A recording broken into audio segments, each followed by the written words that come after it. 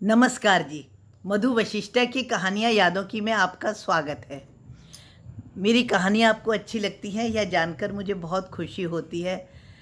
आपके like, comment और subscribe करने के लिए आपका बहुत बहुत धन्यवाद। इससे मेरा मनोबल बढ़ता है और मैं नई कहानी लिखने के लिए प्रेरित होती हूँ। आज जो मैं आपको अपनी कहानी सुनाने जा रही हूँ, यह भी मैंने मॉम्स प्रेसो के लिए लिखी थी और उसकी बहुचर्चित कहानियों में से एक थी। हालांकि इस कहानी के लिए जो मेरे पास में समीक्षा आई थी, बहुत सी समीक्षा ऐसी आई थी कि उन्होंने कहा था आप इसमें महिलाओं को कमतर दिखा रही हो। लेकिन समीक्षाओं के लिए धन्यवाद, लेकिन मुझे बुरा नहीं लगता। यही मेरी कहानी का शीर्षक है, नहीं मुझे बुरा नहीं लगता। सुनो, आज शाम को सरसों का साग बनाकर रखना, थोड़ा सा गाजर गोभी का अचार भी डाल देना, या रोटी ले जाओ, ठंडी हो रही है, गर्म फुल्का ले आना। बिना विरोध किए गंगा विनय की हर बात मुस्कुराकर माने जा रही थी।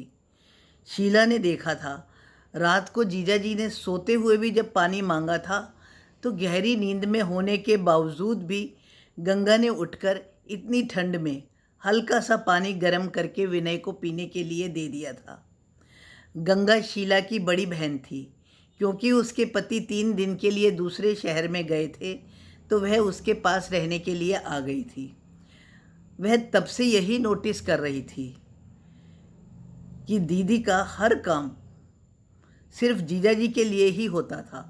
ऑफिस में जीजाजी के दोस्त की पत्नी अपने गांव गई हुई थी तो जीजाजी दीदी को ही फालतू खाना बनाने के लिए बोल देते थे। दीदी ने कभी विरोध क्यों नहीं किया?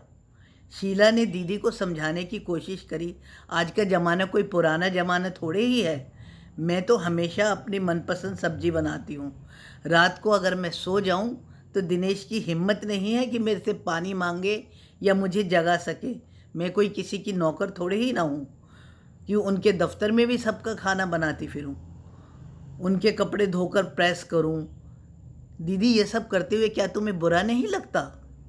शीला ने पूछा।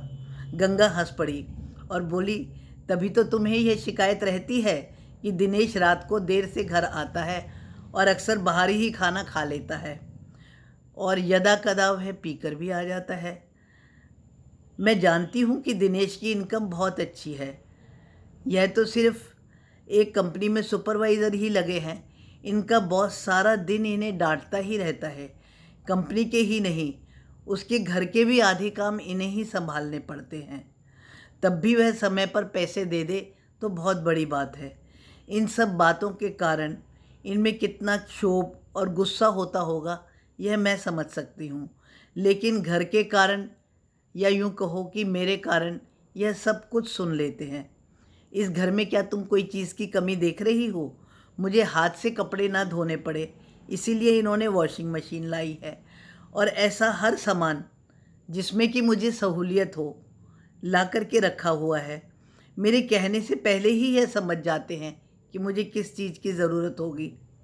वहाँ तो यह बुरा व्यवहार झेल के आते ही हैं। अगर मैं भी ऐसा ही करूँ और इनका ख्याल ना करूँ तो यह जो सुख शांति इस घर में देख रही हो वह कहीं होती? गंगा ने शीला को समझाते हुए कहा कि तुम्हारा व्यवहार ही निर्धारित करेगा कि तुम कैसी रहोगी। यदि तुम पति को राजा बनाकर रखोगी तो स्वतः ही घर की रानी रहोगी, और यदि उन्हें गुलाम बनाकर रखोगी तो गुलाम की पत्नी नौकरानी ही रहोगी। वह बाहर तो इतनी परेशानियां और इतना काम झेलते हैं, लेकिन घर में तो उन्हें बहुत सम्मान मिलता है। तभी तो वह मेरे सुख दुख का इतना ख्याल रखते हैं।